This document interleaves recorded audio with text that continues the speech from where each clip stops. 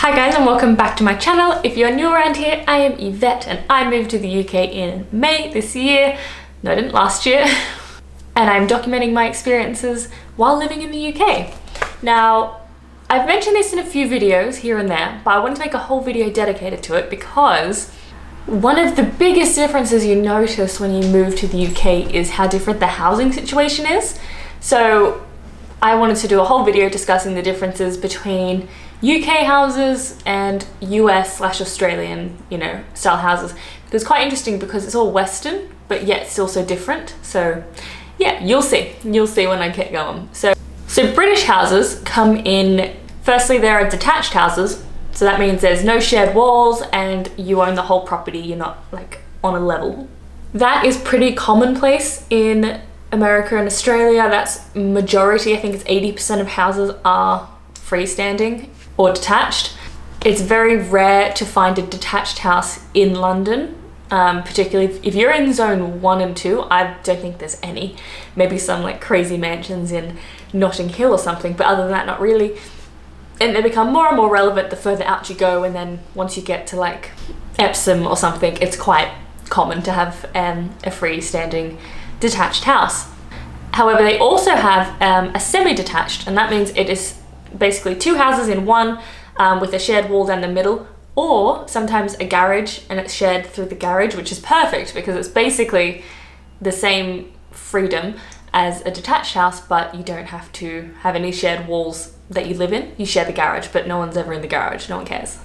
The most common house you imagine when you're thinking about the UK is the terraced houses. So that is what in Australia we call townhouses. I'm not sure what America calls them. And that's like where they all look quite similar in a row. They were built back in the day, I think, when the company wanted all of the workers to live together and near work. So they would build buildings. So it was quite a working class thing. Now, obviously, with the property market, no one can even hope to dream to buy a nice, beautiful terraced house in central London. But that's where they originally came from. They're the really beautiful Victorian or Edwardian style houses. They can be quite grand as well, even though I find they're quite narrow, but they go really tall and they go really far back, so they're surprisingly bigger than you'd think. Particularly like a terraced house or a townhouse in Australia is tiny. It's like the same size as a flat. Some flats in London are bigger than the terraced houses in Australia. So that's a bit interesting. Whereas I don't think terraced houses are a thing in the US except for, New York, because it was built by basically British people. When you get a terraced house, because they're so expensive nowadays, what people have done is sectioned off the levels and then built kitchens and bathrooms to make them self-contained flats. So a masonette house could be a flat where it has someone on the bottom level and then the top level. But they could also, just to make it a bit more complicated, is have that top level, the top two levels make that one apartment, and that's called a masonette. See how complicated this is? So a flat is one level, a masonette is a split level flat inside of a masonette. I wonder, inside of a terrace house, I wonder if you could have a masonette inside an apartment, because an apartment is more like a purpose-built block of apartments or flats. But an apartment and a flat are different things, which I learned because I thought apartments were just not a thing in the UK. They also have council flats. So a council flat is, to me, they all look like they were built in the 60s and 70s, which makes sense, but they have that look about them. And they're basically built by the government and then leased out to people in need who are on benefits for either free or a reduced cost because they can't afford it, and then rather help them be off the streets and in a place, in an apartment or a flat, rather than the alternative. That gives you a quick breakdown of like the layout of all the different housing options. There's already so many, but I wanted to go through and list some of the key differences inside the apartments and flats and houses and detached houses and terraced houses. Firstly, in Australia and America, you have your backyard, and then the garden is like the garden bed where the flowers are. In the UK, the garden is basically just anything that's like grass out the back of your house. I was going to say in your backyard. Very confusing. I much prefer garden. I think it sounds so much nicer, even though it's the same thing, but I think it sounds nicer to say, oh, I'm spending the afternoon in the garden rather than in the yard. Like, it sounds like you're doing yard work. Biggest difference for me, the thing I struggled with the most, and was in one of my first videos, and thumbs up if you're still here from that video, was that I struggled to do my hair, because I straighten it, because my natural hair is literally like an 80s perm. Believe it or not, that's what my natural hair is. Yeah, the bathrooms don't have sockets, power outlets. I was gonna say power points, which is, we have all know, power points are Australian invention. No one calls them that except us. So by law, they can't be within 3 feet of the bathroom in the UK, which is frustrating if you're like trying to like use an electric shaver, straighten your hair, blow dry. I know it's for safety, I understand the logic behind it, but most people don't die. The amount of people that get electrocuted in a bathroom is so tiny to have such a broad view. Interesting thing I've really recently noticed is because pool, like a pool in the backyard or garden, is quite common. In Australia, you can't have a pool in the back garden without a fence around it, and that's not a thing in here in the UK, I've noticed. So think of those, I'll put a photo up, but like those really ugly fences that go around pools. That's by law, you can't get it approved without that because too many kids walk out and drown. That's much more common than people electrocuting themselves in the bathroom. But you guys, do you see what I mean? Discrepancy. I have no idea what the rules are in America. I can't imagine they need a fence. They seem pretty lax with their regulations over there. In America and Australia, you actually need a power socket within 3 meters of the bathroom. Maybe it's the other way around. 3 feet and meters, whichever. You need one in the bathroom basically, or just outside it, so you can plug things in, which I thought was interesting, just to go the complete opposite. So since then, I bought a mirror for my bedroom, and I do my hair in my bedroom, which is a new thing, because I used to just always do it in my bathroom, but I was like, I don't know what to do now. Also, another fun thing is the UK often has lights on a string. I think once again it's a security issue, but I think the technology back in the day was much more unreliable, and if you hit the switch you might get electrocuted, whereas nowadays obviously that doesn't happen, but the string lights are still a thing in the UK, which I think is funny. A lot of Americans don't have that. I think in Australia there's some, because, you know, we're basically cousins. Some houses have it, but it's not common, but it's very common in the UK.